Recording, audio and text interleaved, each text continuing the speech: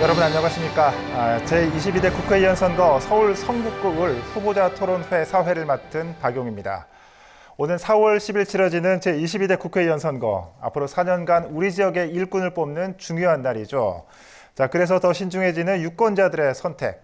오늘 토론회는 유권자 여러분들의 현명한 판단과 선택을 돕기 위해서 마련됐습니다. 제22대 국회의원 선거 서울 성북구을 후보자 토론회는 공직선거법 제82조의 2에 따라 성북구 선거방송 토론위원회가 주관합니다. 그럼 오늘 토론회에 참석한 후보를 소개해드리도록 하겠습니다. 기호 2번 국민의힘 이상규 후보입니다. 안녕하십니까. 국민의힘 기호 2번 이상규입니다. 네, 이어서 기호 1번 더불어민주당 김남근 후보입니다. 안녕하십니까. 더불어민주당 국회의원 후보 김남근 변호사입니다. 네, 두 후보님 반갑습니다. 좌석 배치와 발언 순서는 사전 추첨을 통해서 정해졌음을 알려드립니다. 토론에 앞서서 진행 방식을 소개해드리도록 하겠습니다. 먼저 후보자의 시작 발언이 있은 후에 사회자 질문에 대한 답변 순서로 이어집니다. 그리고 후보자의 공약 발표와 마무리 발언으로 끝이 납니다. 토론의 공정성을 위해서 발언 시간은 엄격히 통제됨을 전해드립니다. 발언 시간이 초과되면 사회자의 제지에 따라서 마이크 볼륨을 내리게 됩니다.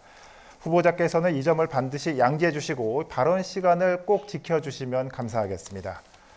그리고 질문과 답변 순서는 추첨에 따라서 현재 좌석의 좌측에서 우측, 즉 시계 방향의 후보자 순으로 돌아갑니다.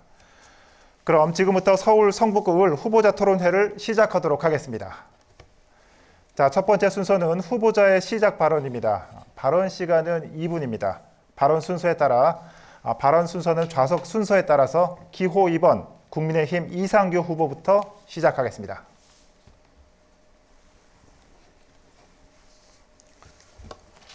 존경하는 성북구민 여러분, 4대째 성북사랑, 뿌리 깊은 성북 전문가, 국민의힘 국회의원 후보 이상규입니다. 저는 이제 막 정치를 시작한 신인이지만 지금까지 여러 일을 하며 살아왔습니다. 대학 시절 형편이 어려워져 가족과 함께 시작한 식당이 어엿한 기업으로 성장했습니다. 대학에서는 창업과 경영을 가르치고 있습니다. 제 경험과 꿈을 나누고 싶은 마음으로 소상공인 자영업자를 위한 경영 컨설팅도 하고 있습니다. 돕고 싶은 마음은 더 넓은 곳으로 향했습니다. 청년주거, 고령화 등 사회 문제를 해결하기 위한 정책 연구, 시민화해 활동도 해왔습니다.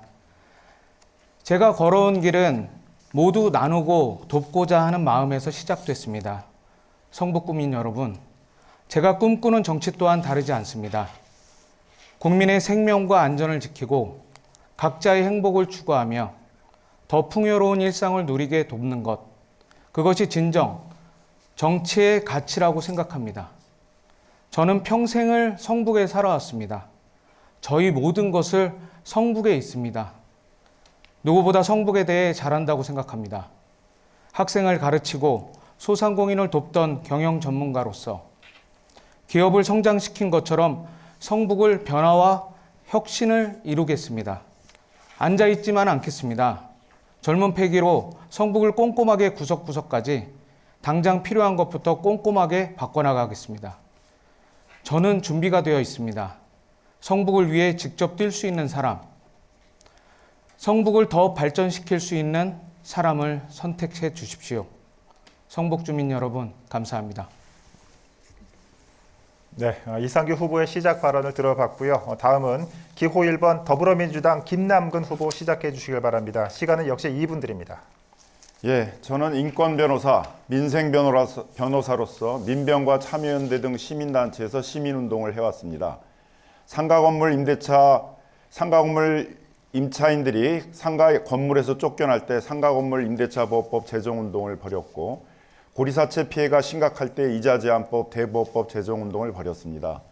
남양유업 사태로 상징되는 것과 같이 대기업 불공정 갑질이 문제가 될 때 가맹점주, 대리점주를 보호하기 위한 가맹점 거래 공정화에 관한 법률 개정운동, 대리점법 제정운동을 벌였습니다. 이와 같이 저는 민생 입법운동, 민생 개혁 운동들을 벌여왔습니다. 이러한 점들을 고려해서 더불어민주당에서는 우리 사회의 불평등과 불공정 문제를 해결할 수 있는 민생경제 전문가로서 영입인재 10호로 저를 영입했습니다. 윤석열 정부 2년 동안 우리 경제는 폭망했고 민생은 파탄했습니다. 물가가 IMF 이후에 23년 만에 최고치를 기록했습니다. 과일값은 32년 만에 최고라고 합니다. 소비자들이 지갑을 닫자 자영업자들은 10명 중에 4명이 폐업을 고민하고 있다고 합니다. 이럴 때 윤석열 정부는 아무런 대책 없이 팔짱 행정으로 일관하고 있습니다. 미국과 일본의 경우에는 우리 돈으로 300조, 400조에 해당되는 예산을 마련을 해서 민생 살리기에 나서고 있고, 독일의 경우에 있어서도 고물가의 원인인 에너지 전기 문제를 해결하기 위한 보조금 지급 등의 민생 살리기에 나서고 있습니다. 4월 10일은 윤석열 정권이 파탄낸 민생을 살리고 윤석열 정권에게 책임을 묻는 날입니다. 저 김남근이 앞장서도록 하겠습니다. 감사합니다. 네, 두 후보의 시작 발언 잘 들었습니다. 이번 순서는 사회자 공통 질문 순서입니다. 제가 2개의 질문을 드릴 텐데요. 두 후보자께서는 질문에 대한 답변을 해주시면 됩니다. 질문당 답변 시간은 2분을 드리도록 하겠습니다. 첫 번째 질문은 지역경제 활성화 방안에 관한 주제입니다. 긴 코로나 팬데믹과 현재 역대급 고물가 고금리로 인해 서민과 지역경제는 고통받고 있습니다. 경제 활성화를 위한 움직임들이 있지만 좀처럼 좋은 소식은 들리지 않고 있는데요.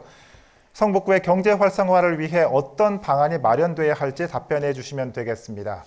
앞서 말씀드린 대로 주어진 답변 시간은 2분입니다. 답변은 기호 1번 더불어민주당 김남근 후보부터 시작하겠습니다.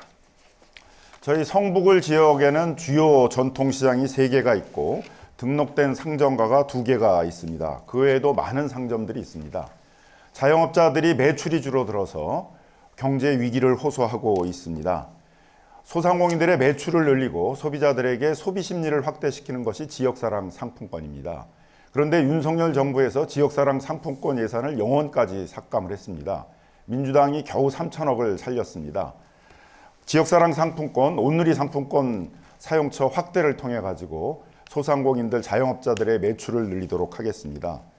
종암동, 장위동, 석관동 등에는 700~800개 정도의 봉제 패션 업체들이 있습니다. 주요 거래국이었던 중국과의 거래가 끊겨서 일부 업체는 매출이 4분의 1까지 줄었다고 합니다.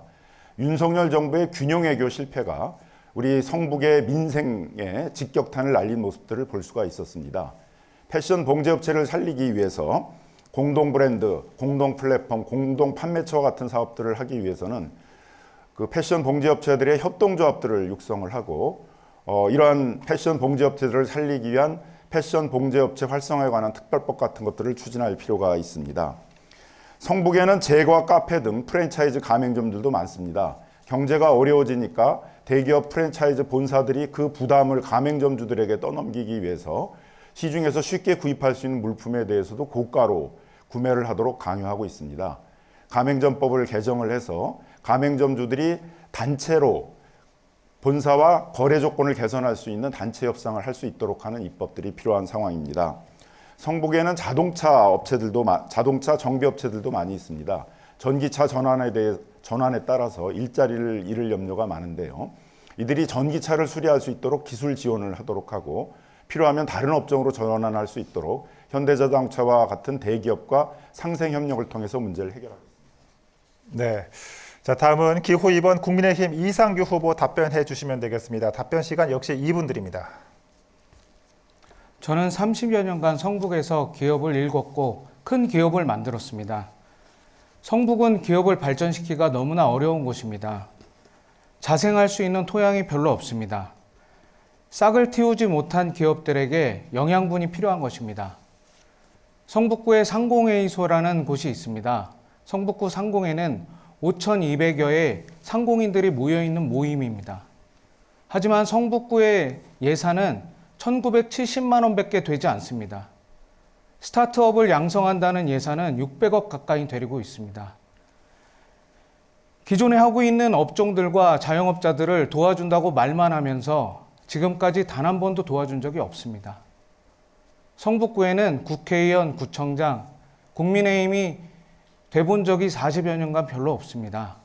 국민의힘이 1위를 할 수 있게 도와주시면은 저는 성북에 스타기업을 육성하겠습니다. 스타기업이라 함은 스스로 자립할 수 있고 많은 사람을 고용할 수 있고 지역에 세금을 내는 기업들을 많이 양성해야 됩니다. 두 번째는 골목 상권과 작은 상점이 기업화가 돼야 됩니다. 기업화가 된다는 것은 어려운 것이 아닙니다. 법인으로 전환하고 그들이 벌어들인 돈을 그들이 쌈짓돈으로 쓰는 것이 아니라 기업의 다음 투자를 위한 유보금을 만들고 그 투자를 할 수 있게, 투자를 하면 또 나라에서 또 그만큼 도와줄 수 있는 환경을 만들어야 됩니다. 마지막으로 대학이 8개나 있습니다. 그 대학과 지역의 기업들이 연합을 해서 서로 상생할 수 있는 산학협동의 구성체를 만들어야 됩니다. 저는 대학에서 그러한 일들을 여러 해 동안 해왔습니다. 10여 년 동안 그런 일을 하면서 많은 기업을 길러냈고 자영업자들을 컨설팅하고 있습니다. 저에게 일할 기회를 주셨으면 좋겠습니다. 감사합니다. 네, 지역경제 활성화 방안에 대해서 들어봤고요. 이어서 두 번째 질문은 저출산에 관한 주제입니다. 우리나라 출산율이 전 세계에서 가장 큰 폭의 하락률을 보이고 있습니다. 지난해 합계 출산율은 0.72명, 역대 최저치였죠. 결혼 자체를 꺼리는 비혼주의와 자녀를 낳지 않는 딩크족은 늘어나고 있고 지역별 보육시설 돌봄센터 확대, 그리고 육아휴직 장려 등 저출산 해결책으로 내놓는 정책들은 근본적인 문제 해결에는 한계가 있어 보입니다. 저출산 문제 어떻게 해결해야 할까요? 역시 답변 시간은 2분입니다. 이번 답변은 기호 2번 국민의힘 이상규 후보부터 시작하겠습니다. 저출산 문제는 너무나 어렵고 힘든 문제입니다. 지난 정권에서 수백조의 돈을 썼지만 지금까지 오히려 더 악화되고 현재는 정말 인구가 소멸될 정도의 심각한 위기에 있습니다. 저희 국민의힘은 이 문제를 가장 관심 있게 생각하고 있고 오늘도 한동훈 선대위원장은 4세들에게 그 소득공제를 해줄 수 있는 법안을 만들겠다고 공약을 했습니다. 저는 출산휴가, 육아휴직 등 유급휴가 정책은 마련되어 있지만 중소기업, 소상공인들은 이걸 잘 하지 못합니다. 저는 이러한 사각지대를 없애는 보완을 만들겠습니다. 그리고 비용 문제도 심각합니다. 임신, 출사, 영유아 지원을 하지만 가장 많은 양육 비용이 들어가는 학령기 지원이 부족하기 때문에 우리 국민의힘은 그러한 부분을 가장 집중적으로 도와드리려고 노력하고 있습니다. 학령기 지원을 확대하는 부분에 대해서 국민의힘은 관심을 두고 있음을 꼭 명심해 두고 있음을 말씀드리겠습니다. 국민의힘 정책 중에서 부총리급인 인구부를 또 신설하기로 했습니다. 이래서 보건복지부, 고용노동부, 여성가족부 등 여러 부처에 분산된 정책을 연계해서 총괄 및 일관성 있는 대책을 마련하겠습니다. 그리고 저출산의 가장 큰 문제는 일자리가 부족한 것입니다. 일자리가 없기 때문에 성북은 특히 일자리가 부족합니다. 스타기업을 양성해서 그 일자리를 양성하고 모두들 편안하게 양육하고 기를 수 있는 환경을 만들도록 노력하겠습니다. 감사합니다. 네. 자, 다음은 기호 1번 더불어민주당 김남근 후보 답변해 주시길 바랍니다. 답변 시간 역시 2분 드립니다. 저출생 문제의 핵심적인 원인은 육아 부담하고 여성의 경력 단절이 문제입니다. 그래서 정책의 방향은 그 아빠도 남성도 육아 부담을 하도록 하고 여성의 경력 단절을 방지하는 것입니다. 그래서 먼저 저출산 대책의 핵심적인 것으로서는 엄마뿐만 아니라 아빠도 육아에 참여해서 육아를 분담할 수 있도록 육아휴직을 남성, 여성 다 마찬가지로 충분히 늘리는 정책을 추진하는 것입니다. 두 번째로 중요한 것은 돌봄의 문제입니다. 특히 초등학생까지의 돌봄 체계를 완벽하게 짤 필요가 있는데요. 학교에서뿐만이 아니라 지자체와 그다음에 지역 아동센터, 키움센터들이 협력해서 한 동네 단위로 초등학생들을 돌볼 수 있는 돌봄 시스템을 만들어야 됩니다. 특히 수도권에서는 저출생 문제와 관련해 가지고 주거 문제도 상당히 심각한 문제입니다. 주거가 안정되지 않으니까 젊은 청년들이 결혼을 미루게 되고 결혼을 하더라도 출산을 미루게 되는 중요한 원인이 되고 있습니다. 그래서 수도권에서는 특히 20대, 30대들이 그 시세보다 훨씬 저렴한 임대료로 그 임대차를 할 수 있도록 하고 어느 정도 소득이 쌓이게 되게 되면 내 집을 마련할 수 있도록 민주당에서는 분양 전환 임대주택 사업들을 적극적으로 확대할 것들을 정책 공약으로 내걸고 있습니다. 그래서 20, 30대에 있어서는 시세보다 저렴한 임대료로 살다가 어느 정도 소득이 확보가 되게 되면 분양을 받도록 하자는 것입니다. 또 출산 장려 정책과 연결시키도록 하기 위해서 자녀 수에 따라서 분양 전환 임대의 평수도 달리 하자는 것입니다. 예를 들면 2자녀에 대해서는 24평형을 주요 정책 대상 주택으로 하고 3자녀를 낳은 경우에 있어서는 33평형의 그러한 분양 전환 임대주택들을 정책 공급 대상으로 하자는 것입니다. 그래서 이렇게 육아 휴직과 네. 네, 발언 시간이 모두 끝났습니다. 이 저출산에 대한 두 후보의 견해와 방안을 들어봤습니다. 이번에도 사회자 공통 질문을 드릴 텐데요. 진행 방식이 조금 다릅니다.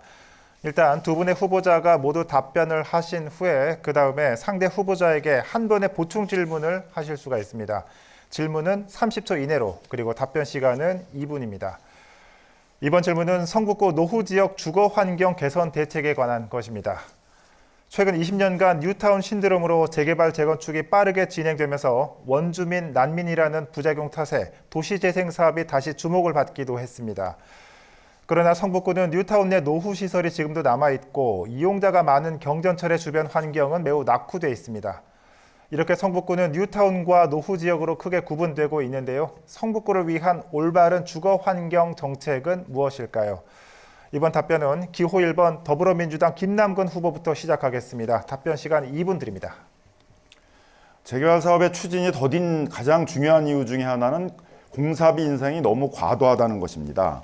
예를 들면 2024년 2월에 발표한 국토교통부의 기본형 건축비는 평당 617만 원 정도입니다. 얼마 전까지 그 재개발 사업에 있어서의 공사비는 평당 700을 넘지 않았었는데 최근에는 900만 원, 1000만 원을 요구하고 있는 실정입니다. 이렇게 공사비 인상이 과다하다 보니까 재개발 사업이 추진되는 곳 중에 공사를 중단한 곳도 많이 생기고 있고 착공을 앞둔 곳들은 착공을 자꾸 미루고 있는 것들도 생기고 있습니다. 민간 재개발의 경우에 있어서는 재개발 지구를 지정하기에 앞서서 그 입안 신청을 해야 되는데 그때 토지 등 소유자 50%가 동의를 해야 됩니다.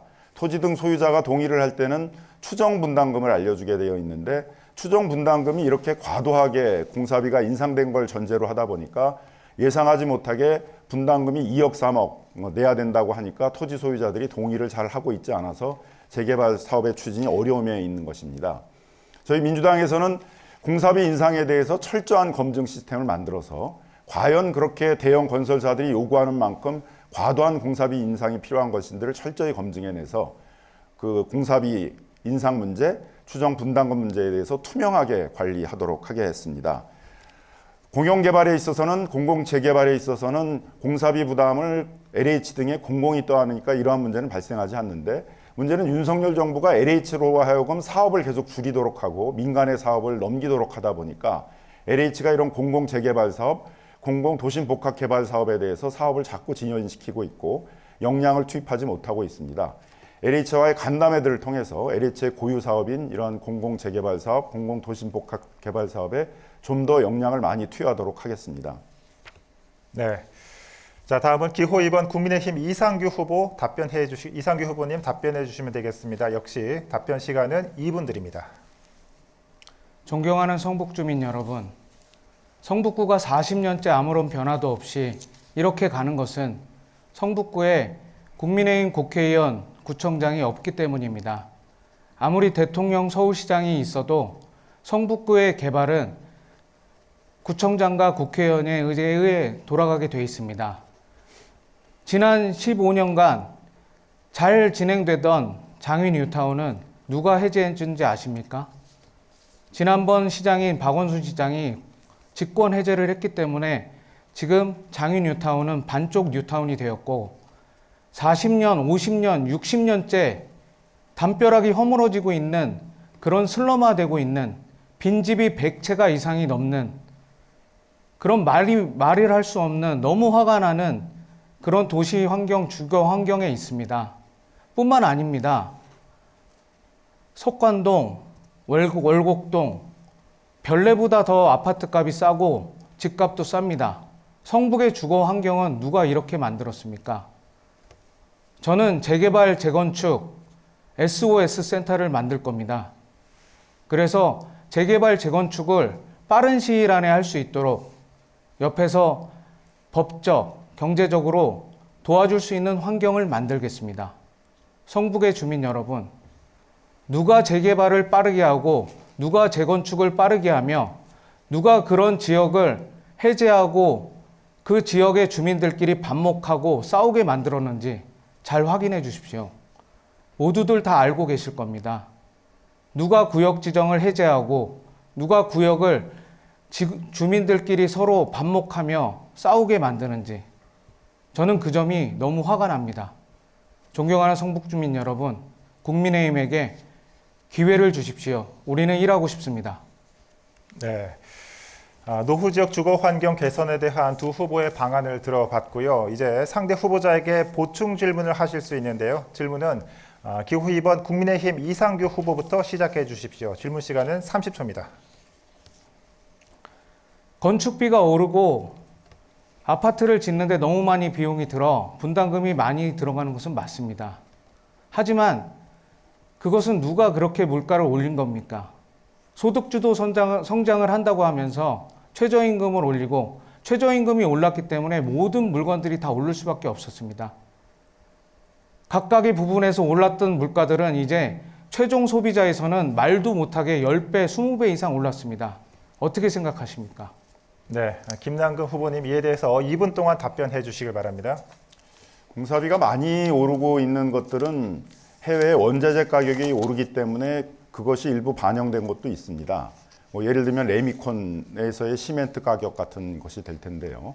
하지만 이런 부분들을 다 반영한 하더라도 우리 국토교통부가 2월에 발표한 기본형 건축비는 617만 원 정도면 충분하다는 것입니다. 근데 지금 대형 건설사들이 그 공사비 인상을 요구하고 있는 것은 평당 900만 원, 1000만 원이 되고 있는데 왜 이렇게 차이가 많이 나는지에 대해서는 철저한 검증이 필요한 것입니다. 2월에 발표한 기본형 건축비에 있어서도 레미콘 가격이 7.8% 정도 인상한 것들을 반영하고 있고 인건비들이 많이 올라간 것들, 자재 가격이 많이 올라간 것들을 다 반영하고 있습니다. 이렇게 그 자재라든가 인건비가 올라간 것들을 다 반영해서 정부가 검증한 것들은 평당 617만 원에 불과한데 대형 건설사들은 그러한 재개발 사업이나 재건축 사업을 할 수 있는 것들은 대형 건설사들만이 가능하다는 그런 것들이 있기 때문에 그런 독과점적 지위를 이용해서 공사비를 지나치게 인상하고 있는 것입니다. 이에 대해서는 정부와 서울시가 책임을 지고선 철저히 검증을 해주려고 하고 있는데 또 이런 것에 대해서는 그런 정부와 서울시의 후견적 감독의 역할들을 포기하고 그냥 시장에 맡겨야 된다. 그것을 정부가 개입할 수 없다라는 그런 무책임한 태도를 보이고 있기 때문에 재개발 사업들이 지지부진하게 되고 있는 것입니다. 그래서 이런 부분들에 대해서는 정부와 서울시가 철저하게 참여를 해서 자재값이 진짜 그렇게 많이 오른 것인지 대형 건설사들이 요구하듯이 그런 것들을 철저히 검증해 낸다면 저는 현재 재개발 사업장에서 대형 건설사들이 요구하고 있는 그런 과도한 공사비 인상, 과도한 분담금에 대해서는 상당한 거품을 빼낼 수가 있고 또 그러한 그 검증된 것에 대해서는 주민들이 신뢰를 갖고 참여할 수 있다고 생각을 합니다. 네. 자, 이번엔 반대로 기호 1번 더불어민주당 김남근 후보가 질문해 주시면 되겠습니다. 역시 30초 드립니다. 예, 윤석열 정부가 재개발 재건축 사업에 대해서는 신속을 강조하고 있습니다. 오세훈 서울시장이 2021년 신통기획이라는 이름으로 21곳의 신통기획 후보지를 지정을 했는데요. 저희가 2월까지 확인을 해보니까 그 21곳 중에서 재개발 지구로 지정이 된 것은 단 한 곳에 불과했습니다. 왜 이렇게 신속을 외치면서도 실제는 전혀 신속하지 않고 그 1년 만에 지구 지정이 된다고 그러는데 3년이 넘어도 지구 지정이 안 되고 있는지 이 실패의 원인에 대해서는 무엇이라고 생각하십니까? 네. 이상규 후보님 역시 2분 동안 답변하실 수 있습니다. 먼저 공사비에 대해서 얘기하고 싶습니다. 저는 현재 한국청년임대주택협회 협회장을 하고 있습니다. 박원순 시장 시절 2030 역세권 청년 임대주택으로 시작한 청년들의 주거를 위한 그 임대주택 그 사업인데요. 그 사업이 시작할 때만 해도 400만 원 정도의 그러면은 그 건축비가 충분했었습니다. 그런데 소득주도 성장과 그 최저임금을 올림으로 인해서 건축비가 엄청나게 올랐습니다. 현재는 1,000만 원이라고 견적을 내도 아무도 짓지 않으려고 합니다. 그래서 박원순 시장 시절 8만 원을 목표로 했었지만 14년이 지난 지금 아직 15,500개 짓질 못했습니다. 아까 말씀하신 부분이 맞습니다. 건축비가 올랐기 때문에 못 짓는 게 맞습니다. 하지만 그것의 원인은 어디에 있는지 현장에 가서 단 1시간만 얘기해 보시면 잘 아실 겁니다. 윤석열 정부와 오세훈 시장은 빠르게 재건축, 재개발을 해드리고 싶습니다. 하지만 저희에게는 국회의원이 몇 명 되지 않습니다. 법을 바꿀 수가 없습니다. 재개발, 재건축을 빨리 하려면 도정법을 빨리 개정해야 됩니다.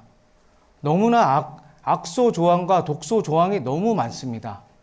재개발, 재건축을 하기 위해서는 조합장이 그 지역 안에 꼭 살아야 합니다. 하지만 장위 13구역만 하더라도 빈집이 100채가 장위 13구역, 14구역, 15역 다 하면은 160채가 넘습니다. 거기에서는 살 수가 없습니다. 담벼락이 허물어지고 있는데 어떻게 삽니까? 하지만 조합장이 거기 살고 있나 안 살고 있나 매일 감시하고 있습니다. 차가 됐나 안 됐나 감시합니다. 도저히 할 수가 없습니다.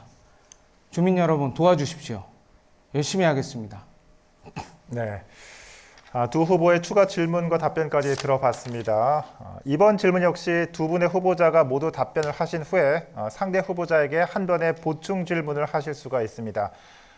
질문 시간은 역시 30초고요. 답변 시간은 2분입니다. 주제는 부동산 관련 내용입니다.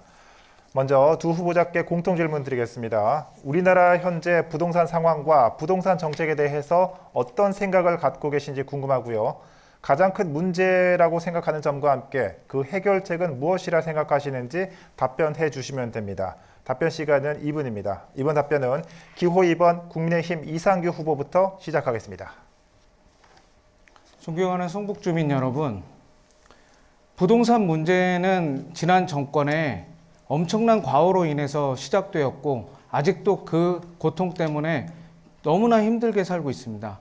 임대차 3법의 독소 조항들, 그리고 분양가 상한제, 그리고 토지 초과에 대해서 개발 후에 개발 이익을 환수하는 문제들, 이런 문제들 때문에 시장은 왜곡되고 설익지 못한 그 규제 때문에 시장은 왜곡되고 있습니다. 왜곡된 시장의 결과는 엄청난 그 소비자들의 피해가 될 수밖에 없습니다. 규제를 피한 전세 사기, 규제를 피한 가격 담합.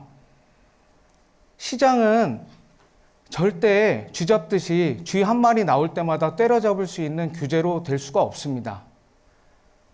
정확한 아웃라인과 정확한 기준을 정하고 그 기준을 어겼을 때 큰 벌을 내리고 그것을 처벌한다면은 모든 사람이 감시하고 모든 사람들이 그 룰에 따라서 질서정연한 시장 경제가 만들어집니다.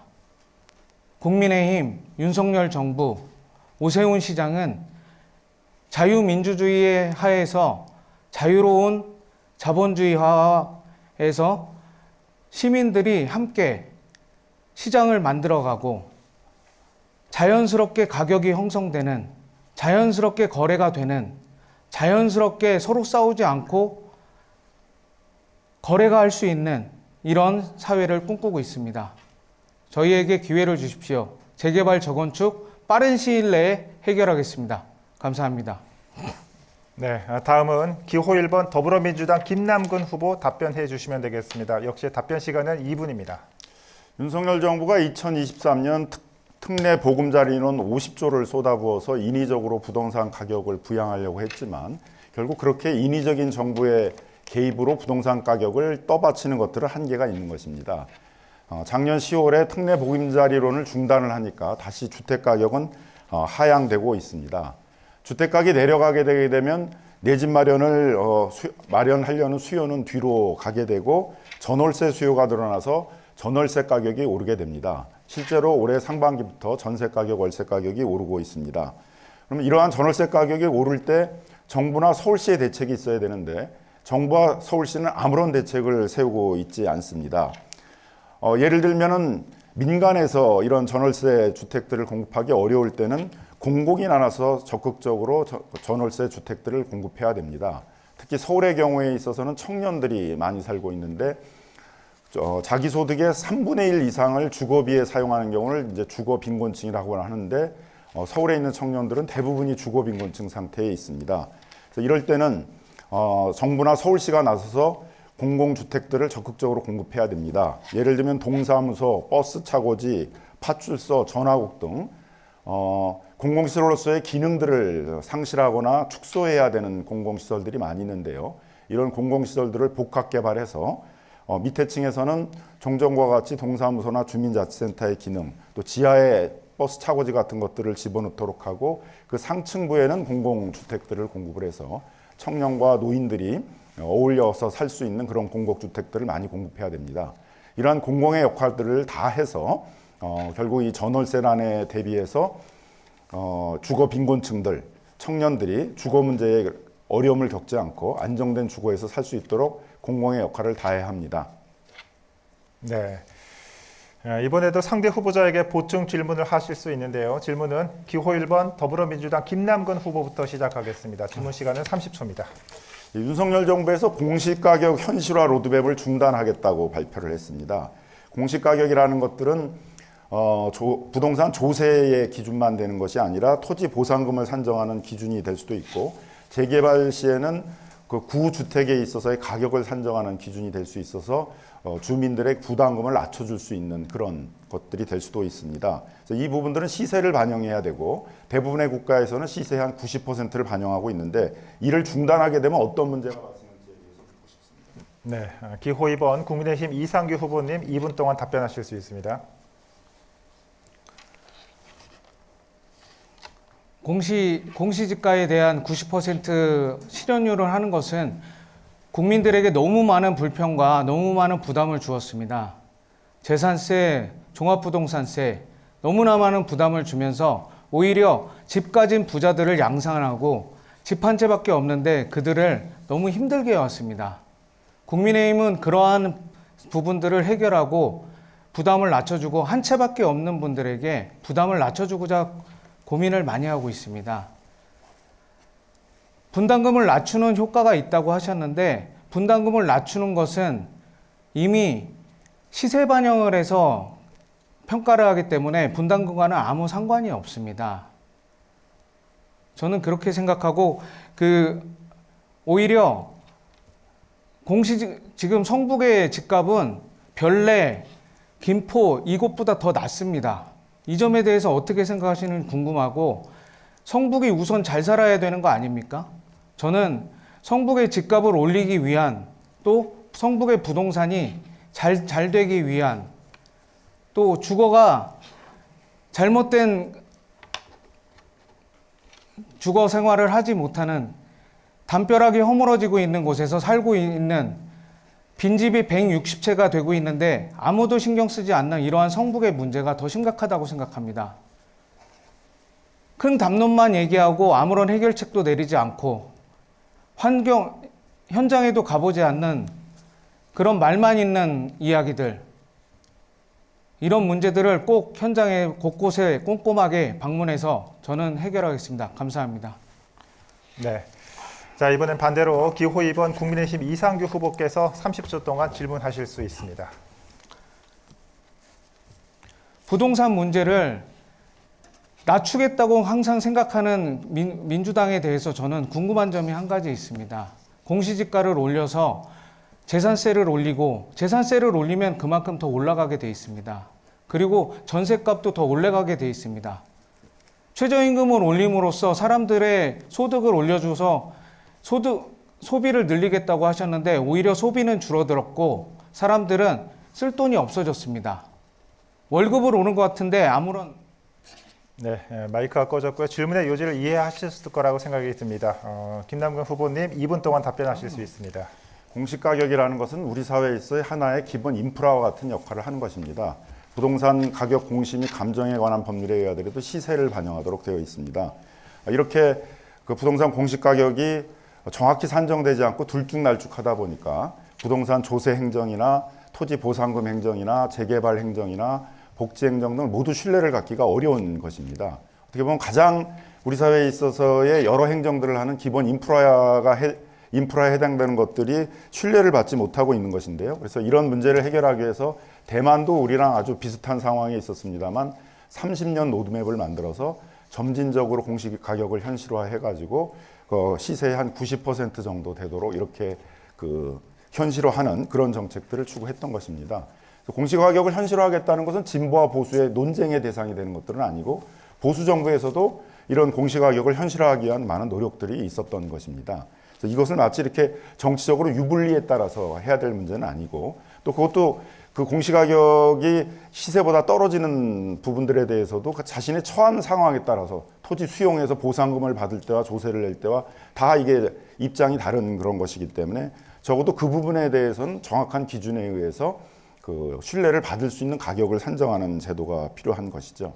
이제 그런 점에서 이걸 뭐 정권이 바뀔 때마다 현실화했다가 중단했다가 할 문제가 아니고 어느 역대 정부이거나 국가에 있어서 가장 기본적인 행정의 인프라를 구축한다는 그러한 진지한 자세로 저는 진보 보수를 떠나서 꾸준하게 이러한 정책들은 일관성 있게 추진할 필요가 있다라고 생각을 합니다. 네, 답변을 다 하신 거죠? 예, 그렇습니다. 네. 자, 노후 주거지역 환경 개선과 이 부동산 정책에 대해서 두 후보의 생각을 들어보고 상대 후보의 추가 질문 그리고 답변까지 들어봤습니다. 여러분께서는 지금 성북구 선거방송토론위원회가 주관하는 제22대 국회의원 선거 서울 성북구 을 후보자 토론회를 시청하고 계십니다. 다음 순서는 후보자 공약 발표의 시간입니다. 공약 발표는 3분의 시간이 주어지고요. 한 후보자의 공약 발표가 끝나면 공약 검증 토론의 시간을 갖습니다. 먼저 공약 발표를 한 후보자에게 상대 후보자가 2번의 질문을 할 수 있습니다. 이때 질문을 받는 후보자는 2분 안에 답변을 하시면 되겠습니다. 공약 발표는 기호 1번 더불어민주당 김남근 후보부터 시작하겠습니다. 발표 시간은 3분입니다. 먼저 성북의 민생을 살려야 합니다. 성북에는 그런 전통시장, 상점가들, 많은 자영업자들이 있습니다만 고물가로 매출이 줄어들어서 생존의 위기를 느끼고 있습니다. 소상공인들의 매출을 늘리고 소비자들로 하여금 소비여력을 확대하도록 하는 것들이 지역사랑 상품권입니다. 지역사랑 상품권 예산을 늘려야 합니다. 윤석열 정부에서 2024년 지역사랑 상품권 예산을 0으로까지 축소를 했는데 민주당이 겨우 3천억 살려놓은 상황입니다. 2055년 예산에 있어서는 이걸 2배, 3배로 늘려가지고 지역경제, 자영업자 경제를 살려야 합니다. 성북에서는 패션 봉제산업과 같은 도심 제조업이 발달해 있는데 도심 제조업을 살리기 위해서 공동 브랜드 사업, 공동 판로 사업, 공동 플랫폼 사업 같은 것들을 할 수 있도록 봉제 패션 활성화에 관한 특별법 같은 것들을 추진해야 합니다. 성북은 대학 도시입니다. 7개의 대학이 있고 그 대학에서 많은 인재들이 나오고 있습니다. 특히 한국종합예술대학과 같이 한국 최고의 그런 예능, 문화 인재들도 배출하고 있습니다. 이런 인재들이 그 대학 주변에서 창업을 시작해가지고 그런 혁신적인 일자리를 만들 수 있도록 하는 대학도시 캠퍼스타운 사업 같은 것을 추진해야 됩니다. 또 성북에는 자동차 정비업체들이 많이 있는데 자동차 정비업체들이 그 전기차로 전환하게 되면서 이 내연기관 위주의 자동차 정비업체들은 일자리를 잃을 가능성이 많이 있습니다. 현대자동차 등 대기업과 이런 정비업체 단체들이 서로 상생 협력해서 전기차를 수리할 수 있는 기술들을 배우도록 하고 또 정비업체로 살아남기 어렵다 그러게 되면 다른 사업으로 전환할 수 있도록 하는 지원 사업 같은 것들을 추진해야 합니다. 다음으로는 교통 문제입니다. 성북을 비롯한 동북4구는 1호선, 4호선, 7호선과 같이 남북으로 발달되어 있는 그 지하철들은 있지만 동서를 연결하는 지하철이 부족을 해서 교통망이 제대로 연계되고 있지 못한 상황입니다. 2026년 완공하기로 되어 있는 동북선을 안정적으로 추진을 해서 완공하도록 하고 그 외에도 목동에서 청량리까지 이어지는 강북 횡단선을 조기에 착공하도록 해서 동서 연계망을 완결할 필요가 있습니다. 그래서 이를 통해서 우리 동네 10분 역세권을 만들어야 합니다. 아이 키우기 좋은 도시를 만들어야 됩니다. 공공산후조리원을 만들고 특히 기름 이동에 있는 공공부지에 주민들의 체육 문화센터와 함께 초등학교와 중학교가 같이 이어지는 이음학교 등을 만들 필요가 있습니다. 학교와 아동 지역센터들을 연결하는 한 동네 초등학교 돌봄센터를 만들어야 됩니다. 노인복지를 위해서 경로당에 주 5일 점심을 제공해야 됩니다. 점심은 끼니를 해결하는 것뿐만 아니라 노인들이 점심시간에 만나서 사회적 교분을 확대하는 그런 시간입니다. 이걸 책임지고 추진하도록 하겠습니다. 네, 김남근 후보의 공약 발표를 들어봤습니다. 지금부터는 앞서 들으신 공약에 대해서 기호 2번 국민의힘 이상규 후보가 질문을 하시면 됩니다. 질문 시간은 30초입니다. 예, 봉제 공장을 브랜드화한다고 하셨는데 지역 사업의 브랜드화를 지금까지 10여 년 이상 했습니다. 하지만 지금까지 성과를 이룬 곳은 거의 없습니다. 유일하게 있다면은 백종원 씨가 하는 예산시장 정도나 될까요? 그런데 이 공약을 실현할 때 비슷한 상황이 계속 벌어질 수 있습니다. 그렇다면 이것을 어떻게 하실 거며 사업을 실질적으로 하는 곳에 가서 보셔야 되는 거 아닙니까? 네, 김남근 후보님 답변 시간 2분 드리겠습니다. 성북을 다니면서 제일 먼저 봉제 공장들을 다녔습니다. 종암동에 있는 한 70여 개의 공장을 다녀봤고 석관과 장이동에 한 800개의 공장들이 있는데 그중에 주요 공장들 한 30여 개를 돌아볼 수 있었습니다. 공동 브랜드 사업이나 공동 판매 사업은 성북만으로 하기는 어렵고 현재 서울 시내에 봉제 산업이 있는 곳은 성북뿐만이 아니라 중랑구, 금천구, 종로구, 중구 등에 있습니다. 그래서 이런 여러 지역에 있는 봉제 업체들을 서울 지역에 있어서의 봉제 패션 협동조합으로 모아내서 그런 협동조합 단위의 힘을 가지고 서울시가 중앙정부에 요청을 해서 그런 공동 장비 같은 거, 캠이라고 하는 큰 공동 재단기 같은 것들이 영세 업체들은 스스로 마련하기가 어려운데요. 그런 재단기들을 마련하도록 하고 또 공동 브랜드도 마찬가지로 그런 서울 지역 단위로 해서의 여러 가지 한 10여 가지의 공동 브랜드를 만들어서 그 공동 브랜드 단위로 중국이라든가 동남아 이런 데 이제 진출할 수 있도록 하고 공공 플랫폼을 만들어서 그 플랫폼 안에서도 이 공동 브랜드를 가지고 자기 상품을 팔 수 있도록 해야 됩니다. 하청업체를 하다만 보니까는 이윤이 굉장히 적어서 영업이 그런 어려운 실정입니다. 그렇게 이제 공동 브랜드 사업, 뭐 공동 그 장비를 마련하고 그 다음에 이제 공공 플랫폼 같은 것들을 마련하기 위해서는 그냥 구청 행정, 서울시 행정 이런 단위로 해결하기는 어렵기 때문에 이러한 봉제 패션 업체들이 있는 서울과 대구 지역 같은 데지 같이 연합을 해서 봉제 패션 사업 활성화에 관한 특별법 같은 것들을 만들고 그 특별법에 의해서 중소벤처부나 서울시, 대구시 같은 곳이 그러한 공동 브랜드 사업, 공동 판매 사업, 또 이 폐기물을 공동으로 처리하는 것도 좀 매우 중요한 사업입니다. 이 폐기물들을 제대로 처리하지 못해가지고 굉장히 지금 부담이 큰 상황인데요. 이 폐기물도 같이 공동으로 처리를 할 때 비용을 줄일 수 있습니다. 그래서 이런 사업들을 좀 중앙정부와 지방자치단체가 연계하도록 하기 위해서 특별법을 추진해 보겠습니다. 네. 자, 다시 기호 2번 국민의힘 이상규 후보는 30초 동안 보충 질문을 하실 수 있습니다. 무조건 비용을 줄여주고 부담을 줄여준다고 해서 사업이 잘 된다면 지금까지 아무것도 못한 이유가 뭐가 있습니까? 저는 이런 말뿐인 것은 아무런 도움이 되지 않는다고 생각합니다.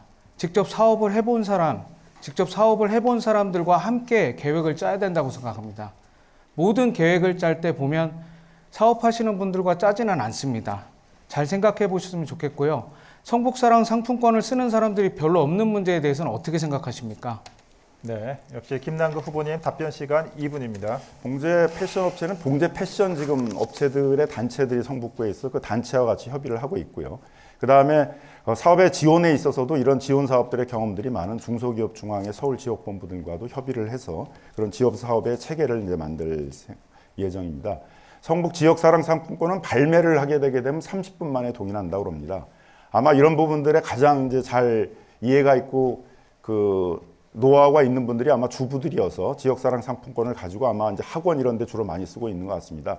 그만큼 지역사랑 상품권에 대한 수요는 있지만 지역사랑 상품권들이 충분히 발매되지 못하고 있다는 점을 반증하는 것입니다. 그래서 지역사랑 상품권, 옴누리 상품권들에 있어서의 발행 규모를 늘릴 필요도 있고요. 그 다음에 소비자들이 좀 더 많이 쓰게 하기 위해서는 인센티브를 좀 늘릴 필요도 있다라고 생각을 합니다. 이런 정책들을 통해서 주로 이제 소비가 대형마트나 이런 이제 대형 플랫폼이나 이런 데를 통해서 소비가 일어나게 되게 되면 그 소비 진작의 효과들은 결국 그 대형마트나 대형 플랫폼들을 운영하는 대기업들에게 귀속될 수밖에 없고 서민 경제, 자영업자들의 경제는 더 나아지기 어렵게 되는 것입니다. 그래서 자영업자들에게 특화해서 매출을 올릴 수 있고 소비를 할 수 있는 지역사람 상품권이나 온누리 상품권 같은 것들을 확대하는 것들이 지금과 같이 경기가 장기적으로 침체되고 있는 상황에서 세계적으로 보편적으로 재정 정책을 쓰고 있는 그런 공통적인 방식이라고 생각을 하고요. 그래서 우리 경우에 있어서도 윤석열 정부가 4월 10일 그 총선 결과에 따라서 한번 국정기조를 바꿔서 무조건 재정을 줄일 것이 아니라 적어도 이런 지역사랑 상품권, 온누리 상품권과 같은 그러한 민생 살리기 예산에 대해서는 적극적인 확대 정책을 통해서 지역 경제를 살리고 자영업자 경제를 살리기 위한 그런 가장 기본적인 정부의 역할들을 해줘야 된다고 그렇게 생각하고 있습니다. 네, 김남근 후보의 공약 발표와 추가 질문 답변 들어봤습니다. 이번에는 기호 2번 국민의힘 이상규 후보의 공약 발표가 있겠습니다. 역시 발표 시간은 3분 드리겠습니다. 존경하는 성북주민 여러분, 저는 교통과 주거 문제 그리고 교육 문제가 가장 중요하게 생각하고 있습니다. 첫 번째, 교통 정체 없는 스트레스 없는 성북을 만들겠습니다.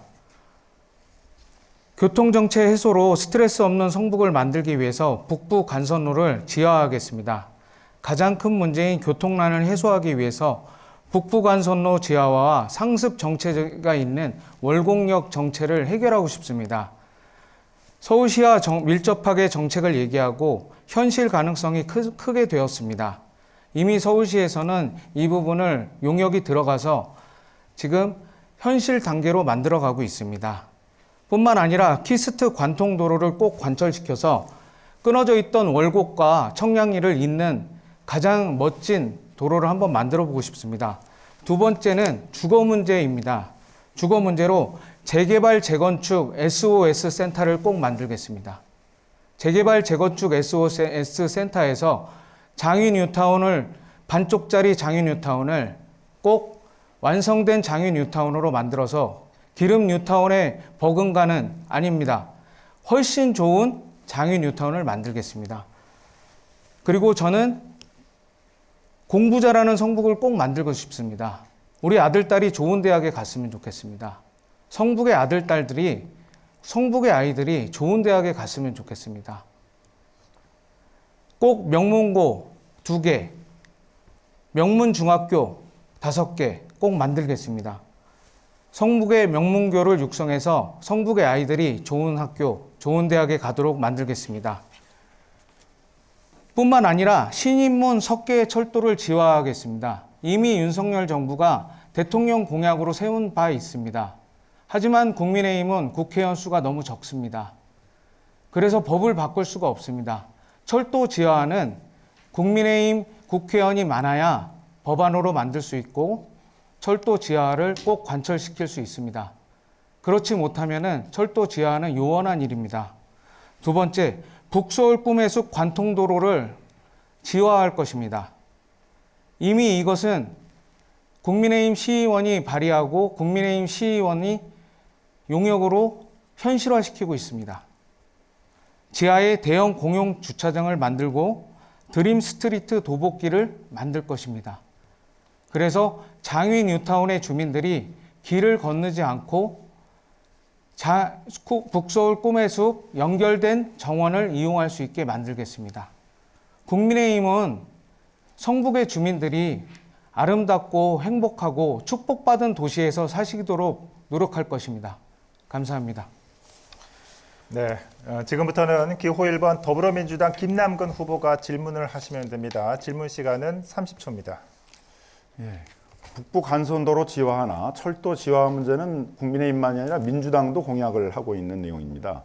양당이 같이 공약하고 있는 부분들인데 다만 언론에서는 과연 재정이 얼마나 소요될지에 대한 정확한 타산을 하고 있는지 또 그거에 대한 구체적인 어떤 플랜, 계획 몇 년에나 할 수 있는지 이런 이제 구체적인 거에 대한 질문을 하고 있습니다. 그래서 한 질문을 드려보도록 하겠습니다. 우리 이상규 후보께서는 이 북부간선도로 지하에 얼마 정도의 예산이 들 것으로 생각하고 어떻게 재원을 마련했으면 좋겠다고 생각하는지 말씀해 주십시오. 네, 이상규 후보님 답변 시간 2분입니다. 이미 오세훈 시장은 내부순환로와 북부간선로 지하화를 연구하고 연구 용역을 줘서 현실화시키고 있습니다. 2024년 9월이면은 그 용역 결과가 나옵니다. 재작년부터 서울연구원에서는 북부간선로, 내부순환로 지하화를 이미 연구를 하였고 그 예산을 이미 계산해 놨습니다. 내부순환로는 19.73km의 거리가 있습니다. 내부순환로 지하화에는 20.3km의 지하화가 필요합니다. 그 비용은 철거엔 7천억, 지하화하는 돈은 2조 9천억 정도 들고 합계로 3조 6천억 정도 비용이 발생합니다. 우리가 생각하는 돈보다 그렇게 큰 돈이 들지 않습니다. 북부간선도를 말씀드리겠습니다. 북부간선로는 5.8km의 길이를 가지고 있습니다. 5.8km의 길이를 가지고 있고 철거하는데 1,600억이 듭니다. 이미 저는 북부간선로 철거를 1,600억이면은 아주 저렴한 비용에 철거해서 타이어 분진으로 인한 우리 월곡 주민들, 성북 주민들의 건강을 해치는 타이어 분진을 해결할 수 있다고 생각합니다. 뿐만 아니라 지하화하는 데는 9천억 정도의 돈이 들고 합계 1조 600억 정도의 돈이 듭니다. 이러한 재원은 서울시가 유료도로로 하고 있는 킬로미터당 270원의 돈을 부여하면서 민간과 함께 개발하는 것이 계획 중이고 이것은 곧 실현될 것입니다. 국민의힘은 할 수 있습니다. 국민의힘은 꼭 해내겠습니다. 네, 다시 김남근 후보는 보충 질문을 30초 동안 할 수 있습니다. 철도 지하화 문제에 대해서는 저도 관심이 많아서 시카고를 한번 방문한 적이 있었습니다. 시카고시의 경우에 있어서는 중앙역으로부터 시카고를 벗어날 때까지 철도가 거의 이렇게 지하처럼 터널화되어 있고 거기에 뭐 심지어는 50층짜리, 60층짜리 그런 이제 초고층 건물들도 많이 건설되어 있습니다.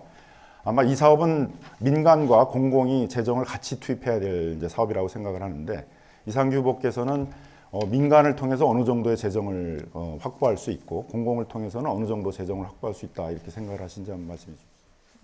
네, 이상규 후보님 답변 시간 역시 2분입니다. 철도 지하화는 국민의힘이 이번 총선에서 가장 크게 주민들의 삶을 개선하는 공약으로 걸고 있습니다. 철도를 지하함으로써 그동안 끊어져 있던 좌와 우를 연결하고 철도로 인해서 끊어져 있던 주민의 삶을 연결하는 것이 국민의힘이 꼭 주민들을 위해 하고 싶은 일입니다. 철도 지하화를 함으로써 지상불은 부족한 주거 문제를 해결하고 부족한 공원화를 함으로써 주민들의 생활을 아름답게 만들 것입니다. 철도 지하화는 법안을 바꾸면 할 수가 없습니다. 법안을 바꾸기 위해서는 국민의힘 국회의원 수가 너무 부족합니다. 이번 선거에서 국민의힘 국회의원 수를 늘려주셔야 됩니다. 그래야지 주민들이 그토록 간절히 원하는 내부순환로 지하화, 북부간선로 지하화, 철도 지하화 모두 이뤄낼 수 있습니다. 국민의힘은 하나하나씩 실천하고 있습니다. 국민의힘의 공약은 실천입니다. 주민 여러분, 국민의힘을 도와주십시오. 한 가지 더 말씀드리고 싶은 게 있습니다. 저도 성북사랑 상품권을 꼭 사는 사람입니다. 김남근 후보님께서 성북사랑 상품권을 한 번이라도 사보셨는지 모르겠는데요. 성북사랑 상품권은 30분 안에 살 수 있는 그런 쉬운 상품권이 아닙니다. 1분 안에 거의 다 팔립니다. 접속이 2만 명이 넘어갑니다. 제 생각에는 50대 이상 되신 분들이 성북사랑 상품권을 살 수는 없습니다. 뿐만 아니라 성북사랑 상품권의 사용처를 잘 확인해 봐야 됩니다. 작은 기업, 소상공인들, 호프집 이런 데는 쓰지도 못합니다. 뿐만 아니라 봉제업체는 성북사랑 상품권의 혜택을 하나도 받지 못합니다. 봉제업을 사랑한다면 성북사랑 상품권 예산을 다른 곳에 써야 합니다. 감사합니다. 네, 자, 두 후보의 공약 발표와 이 상대 후보의 공약 검증 질문 시간을 가져봤습니다. 다시 사회자 공통 질문을 드릴 텐데요. 이 질문 역시 일단 두 분의 후보자가 모두 답변을 하신 뒤에 상대 후보자에게 한 번씩 보충 질문을 하실 수 있습니다. 질문은 역시 30초 이내로, 답변 시간은 2분입니다. 이번 질문은 고령화에 관한 주제입니다. 저출산의 고령화는 급격히 진행돼 우리나라가 2062년이면 전 세계에서 고령 인구가 가장 높은 나라가 될 전망입니다. 통계청에 따르면 2023년 7월 기준 일일 평균 간병비는 12만 7천 원으로 한 달 평균 간병비가 380만 원에 육박하는 것으로 나타났습니다. 저출산만큼이나 고령화도 걱정입니다. 고령화 사회를 대비해서 어떤 정책이 필요하다고 생각하시는지요? 답변은 기호 2번 국민의힘 이상규 후보부터 시작하겠습니다. 2분 드립니다. 저는 지난 8년 동안 고령화 문제에 대해서 매우 관심 있게 쳐다보고 관심 있게 정책 연구를 해왔습니다. 고려대학교의 고령화 사회 연구센터라는 고령화에 대해서 연구할 수 있는 스카이 대학 최초의 연구소를 만들었고요. 많은 생각들을 해봤습니다. 고령화 문제는 매우 어려운 문제입니다. 저출산 문제보다 더 어려울 수도 있습니다. 왜냐하면 같이 늙어가기 때문입니다. 점점 두터워지는 고령 사회의 사람들은 너무나 많은 비용으로 들어가서는 안 됩니다. 그들이 스스로 자립할 수 있게 한 가지 말씀드리고 싶습니다. 지옥으로 가는 길은 선의로 덮여 있다는 말이 있습니다. 무조건 도와주고 무조건 지원해주고 무조건 예산을 드리기만 해서는 되는 일이 아닙니다. 주 5일 경로당에서 밥을 주신다고 했는데 저희 시구의원들도 함께 그 일을 하고 있습니다. 하지만 저는 그 일을 반대합니다. 왜냐하면 그 밥을 할 사람이 너무 연세가 많다는 겁니다. 현장에 한 번이라도 가보고 현장에 30분이라도 그 어르신들과 얘기를 한다면 그 문제점을 알 수 있습니다. 저는 무조건 퍼주고 무조건 주고 무조건 그들이 필요하다고 하면 주는 것은 옳지 않다고 생각합니다. 정말 필요한 곳, 정말 해줘야 할 곳, 경로당에 5일 밥을 주는 것보다 경로당에 밥을 해서 갖다 주는 일이 더 중요할지도 모릅니다. 저는 현장에서 벌어지는 현장의 소리들을 꼭 들으셔야 된다고 생각합니다. 민주당이든 국민의힘이든 함께 힘을 합쳐서 저는 이러한 문제들을 해결한다면 고령화 문제 해결할 수 있습니다. 감사합니다. 네, 다음은 기호 1번 더불어민주당 김남근 후보 답변해 주시길 바랍니다. 고령화 문제가 되면서 노인들 중에서도 그 일자리를 얻고 싶어 하시는 분들이 많이 있습니다. 그래서 취업이 가능한 노인들에 대해서는 노인들의 빈곤을 방지하기 위해서 노인 일자리를 늘리기 위한 사업들이 필요로 됩니다. 공공 일자리뿐만 아니라 민간에서도 은퇴를 한 이후에 임금 체계 등을 바꾸어 가지고 다시 재취업해서 일할 수 있도록 하는 그런 체계들을 만들 필요가 있습니다. 노인들이 특히 고독 문제, 특히 고독사 문제가 심각한 상황입니다. 그래서 노인들이 고독사하지 않도록 응급 호출 시스템 같은 것들을 개발을 해서 설치할 필요가 있고, 특히 주방이나 이런 부분들은 같이 공동으로 사용할 수 있는 쉐어하우스 같은 것들을 만들어서 노인들이 그러한 쉐어하우스에 입주할 수 있는 비율들을 늘리도록 해야 합니다. 노인들에 대한 그 지원에 대해서는 요양원이나 이런 데 시설에 많이 입주하도록 하는 것보다는 집에서 재택 진료, 재택 치료를 받을 수 있도록 하는 것도 중요합니다. 그래서 그 어르신 주치의 제도 등을 통해서 집에서 진료를 받을 수 있도록 하고, 노인 요양 간호사 등이 집을 방문해서 재가 요양 서비스들을 제공하는 그런 비중을 늘리도록 해야 될 것입니다. 요양원에 들어가는 경우에 있어서는 요양원 간병비 때문에 상당한 재정적 어려움을 겪고 있는 가정들이 많이 있습니다. 그래서 이 요양원 간병비에 대해서는 건강보험에 급여화해서 많게는 한 달에 400만 원, 500만 원까지 들어가고 있는 그 간병비에 대한 부담들을 줄여줄 필요가 있습니다. 경로당 노인들에게 점심을 제공하는 게 현재 2일, 3일 돼 있는 것들을 이제 5일로 늘리자가 저희 민주당의 공약이고 7일로 늘리자가 국민의힘의 공약인데요. 이것은 노인들의 어떤 끼니를 해결해 주는 문제만이 아니라 점심시간에 점심을 제공해야만 모이기 때문에 노인들의 사회적 교류와 교감들을 높이는 그런 활동이기도 합니다. 요리 도우미를 쉽게 구할 수 있도록 제도를 개선하는 것과 함께 이런 점심 제공 확대 서비스는 네, 이제 상대 후보자에게 보충 질문을 하실 수 있는데요. 질문은 기호 1번 더불어민주당 김남근 후보부터 시작하겠습니다. 질문 시간은 30초 드립니다. 요양원 간병비 지원 문제에 대해서는 국민의힘에서도 한번 얘기를 꺼낸 적이 있었던 것으로 알고 있는데요. 요양원 간병비를 건강보험화해서 그 간병비 부담을 줄여주는 문제에 대해서는 이상규 후보 어떻게 생각하시는지 한번 답변해 주십시오. 네, 답변 시간 2분 드리겠습니다. 저희 국민의힘은 어르신들을 위한 정책은 매우 중요하다고 항상 생각하고 있습니다. 먼저 말씀드리고 싶은 것은 가정간호에 대한 고려대학교 예산이 충분히 있는데도 그 예산을 다 쓰지 못합니다. 고려대학교에서는 어떤 사람들이 그것이 필요한지를 잘 모르고 있는 겁니다. 현장을 잘 알아야 됩니다. 그렇다면은 소통이 중요한데 민주당 구청장이 오랫동안 했기 때문에 국민의힘은 그 내용도 잘 모르고 고려대학교 의료원과 그 부분을 도와드릴 수도 없었습니다. 어떤 부분이 중요한지 저는 잘 봤으면 좋겠습니다. 겉으로만 화려하고 무엇이 필요하다 그러면 무조건 해주겠다. 간병비가 필요하면 간병비 해드리겠다. 가정간호가 필요하면 가정간호 해드리겠다. 치매 치료가 필요하면 치매 치료 해드리겠다. 그 돈은 누가 내는 겁니까? 그 수많은 돈들은 도대체 누가 내야 됩니까? 차라리 그 돈들을 정말 필요한 곳에 쓸 수 있는 그 수요들을 찾는 것들을 먼저 해보는 것이 어떨까요?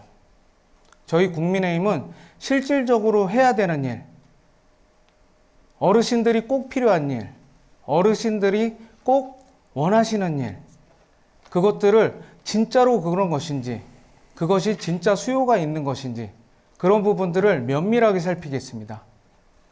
국민의힘 국회의원 수가 너무 부족합니다. 법안을 바꿀 수도 없습니다. 국민 여러분, 성북 주민 여러분, 국민의힘을 도와주십시오. 감사합니다. 네, 이번엔 반대로 기호 2번 국민의힘 이상규 후보께서 질문하실 시간입니다. 질문 시간 30초 드리도록 하겠습니다.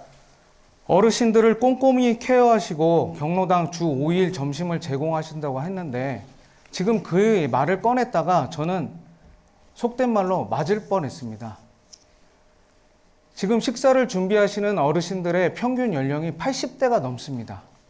에그 징그러, 에그 징그러. 이 밥을 우리가 다 하라는 거야. 또 하루 더 하라고? 야, 밥 안 해도 돼. 이런 얘기까지 하십니다. 성북구청에서 충분히 해결해 줄 수 있는 것입니다. 네, 이 질문의 요지를 이해하셨을 거라고 생각을 합니다. 김남근 후보님 2분 동안 답변하실 수 있습니다. 경로당의 노인분들에게 점심을 제공하는 문제하고 경로당의 요리를 만들어 주시는 요리 도우미들을 공급하는 문제는 좀 차원이 다른 문제인데 그걸 이상규 후보가 이렇게 섞어서 좀 얘기하고 있는 측면이 있습니다. 요리 도우미들을 노인정이나 경로당에서 잘 구하고 있지 못한 것은 너무 자격 제한이 심하기 때문에 요리 도우미들을 충분히 구하지 못하고 있는 상황입니다. 이 부분은 좀 법 개정이 필요한 부분들이기 때문에 법 개정을 통해서 요리 도우미들이 기초생활 수급자이더라도 요리 도우미로 진출할 수 있도록 해준다든가 이런 자격을 완화해서 좀 더 쉽게 요리 도우미들을 노인정이나 경로당에서 공급받을 수 있도록 그렇게 할 필요가 있겠다고 생각을 하고요. 그 다음에 점심 문제는 말씀드린 것처럼 이제 단순히 노인정이나 경로당을 제가 많이 다녀봤는데 단순히 끼니를 해결하는 문제가 아니라 점심을 제공하는 날이 아니면 노인분들이 경로당이나 노인정에 오질 않습니다. 그래서 경로당이나 노인정에 어르신들이 오셔가지고 사회적으로 교류하고 교분을 쌓고 그렇게 하기 위해서는 이제 이 점심 제공 사업이라는 것은 끼니 문제를 넘어서는 그런 문제다. 좀 그야말로 이제 현장의 그 상황들을 좀 정확히 보셨으면 좋겠다 생각이 들고요. 그다음 노인 간병비 문제 이런 게 현장이 파악이 안 된 문제라고 생각하시는지가 제가 보기엔 좀 오히려 의문인 것 같습니다. 이미 노인 요양원에 있는 그 간병비 문제가 건강보험의 급여가 안 돼 있어서 400만 원, 500만 원까지 그 간병비를 부담하다 보니까는 가정이 이제 파산할 지경이다 이렇게 어려움을 호소하는 분들이 상당히 많았고 이미 사회적인 공론화가 상당히 돼 있는 부분이고 국민의힘도 그래서 이 부분에 대한 논의가 있었던 부분입니다. 그다음에 노인들에 대한 케어 문제에 있어서도 자꾸 시설에 사람들을 모아놓게 되면 관리를 하기 위해서 뭐 수면제를 먹인다라는 그런 얘기까지가 있을 정도인데요. 그래서 다 세계적으로의 원칙은 가능하면은 이제 재택에서의 진료를 받고 치료를 받고 봉사를 받도록 하는 것이기 때문에 그런 현장의 것들은 어느 정도 네. 발언 시간이 모두 끝났습니다. 다양한 분야에 대한 우리 후보님들의 의견과 정책을 살펴볼 수 있는 시간이었습니다. 자, 끝으로 두 후보자께 마무리 발언을 할 수 있는 2분의 시간을 각각 드리겠습니다. 앞선 토론에서 미진했던 부분이나 보충 발언하실 것이 있으면 지금 하시면 되겠습니다. 마무리 발언은 기호 1번 더불어민주당 김남근 후보부터 시작하겠습니다. 2분의 시간 드리도록 하겠습니다. 성북은 전통시장, 프랜차이즈 가맹점, 봉제 패션 업체와 같은 도심 제조업체들, 그다음 노인 복지 문제, 특히 성북은 또 생활체육이 많이 발달해 있는 곳이기도 합니다. 다양한 민생 문제가 어우러져 있는 민생의 현장이고 이러한 다양한 민생 문제가 있기 때문에 이런 다양한 민생 문제를 민생 현장에서 각종 분쟁과 각종 민원과 이런 것들을 접하면서 문제를 해결해 오고 입법을 해오고 했던 그런 민생경제 전문가가 필요하다 생각을 해서 더불어민주당에서도 저를 성북을에 공천을 했다라고 생각을 합니다. 제가 성북에서 시작을 하겠습니다. 성북의 미래를 더하겠습니다. 성북의 민생을 더하고 성북의 문화를 더하고 성북의 복지를 더하겠습니다. 4월 10일은 윤석열 정부의 민생 파탄, 민주주의 위기를 심판하는 날입니다. 4월 10일은 민생을 되살리고 국민을 살리는 길입니다. 그러기 위해서는 저와 같은 민생 경제 전문가, 민주주의의 위기로부터 이 나라를 구할 수 있는 그런 인권 변호사, 민주화 운동을 했던 사람들이 반드시 필요하다고 생각합니다. 저 김남근에 대해서 적극적으로 지지와 힘을 보태주시기 바랍니다. 4월 10일 꼭 투표에 참가해 주시기 바랍니다. 감사합니다. 네. 이어서 기호 2번 국민의힘 이상규 후보 마무리 발언 시작해 주시길 바랍니다. 역시 2분 드립니다. 김남근 후보님과 토론을 해봤는데 너무 말씀을 잘하셔서 준비한 걸 잘 못했습니다. 너무 훌륭하신 분인 것 같습니다. 민주당의 국민인재, 국민의힘의 국민인재 두 사람이 만났습니다. 성북을은 어떻게 보면 참 축복받은 곳인지도 모르겠습니다. 존경하는 성북구민 여러분, 주거 문제, 교통 문제, 청년 문제, 교육 문제, 성북은 왜 현재 너무 많은 문제가 산재되어 있습니다. 왜 이 문제들은 아직도 해결되지 않는지 모르겠습니다. 왜 국민들께서 40년째 같은 문제로 고통을 받으셔야 되는지 모르겠습니다. 민주당이 40년째 성북을 어떻게 했는지 잘 모르겠습니다. 너무 화가 납니다. 국민은 정부도 국회의원도 일하라고 뽑습니다. 그런데 민주당은 방탄국회로 정부의 발을 묶고 전혀 작동하지 못하게 하고 있습니다. 말만 하는 건 누구나 할 수 있습니다. 직면한 문제를 반드시 해결할 사람이 필요합니다. 일 잘할 수 있는 사람이 필요합니다. 성북을 가꾸고 나라를 위해 일할 적임자를 선택하셔야 합니다. 성북의 고질적인 교통난을 해결하고 재개발을 신속하게 추진하며 소상공인들이 잘 살고 청년이 일하며 성북의 경제가 제도화할 수 있도록 만들어 가겠습니다. 말만 하지 않겠습니다. 앉아있지 않겠습니다. 부르는 곳이면 어디든 달려가겠습니다. 젊은 패기와 열정으로 직접 발로 뛰며 반드시 해결하겠습니다. 더 편안하고 안전하고 가치를 인정받는 성북을 만들겠습니다. 잠재력과 성장 가능성이 뛰어난 우리 성북입니다. 성북의 전성시대를 제가 반드시 열겠습니다. 나의 마음은 성북. 감사합니다. 네, 이렇게 해서 오늘 토론회를 모두 마쳤습니다. 참여해 주신 두 분의 후보님들 다시 한번 감사의 말씀 전해드립니다. 자, 여러분은 오늘 토론회 어떻게 보셨습니까? 유권자들은 매 선거마다 자신의 소중한 한 표를 행사하기 위해서 많은 고민을 하게 됩니다. 오늘 이 시간이 유권자 여러분들의 고민 해소에 도움이 됐기를 바랍니다. 본 토론회는 인터넷과 모바일로 다시 보실 수 있습니다. 그리고 제22대 국회의원 선거는 오는 4월 5일과 6일에 사전투표가 진행되고요. 본투표는 4월 10일 실시됩니다. 유권자 여러분들의 소중한 권리 꼭 행사하시길 바랍니다. 자, 이것으로 성북구 선거방송토론위원회가 주관한 제22대 국회의원 선거 성북구 을 후보자 토론회를 모두 마치도록 하겠습니다. 시청해 주신 여러분 고맙습니다.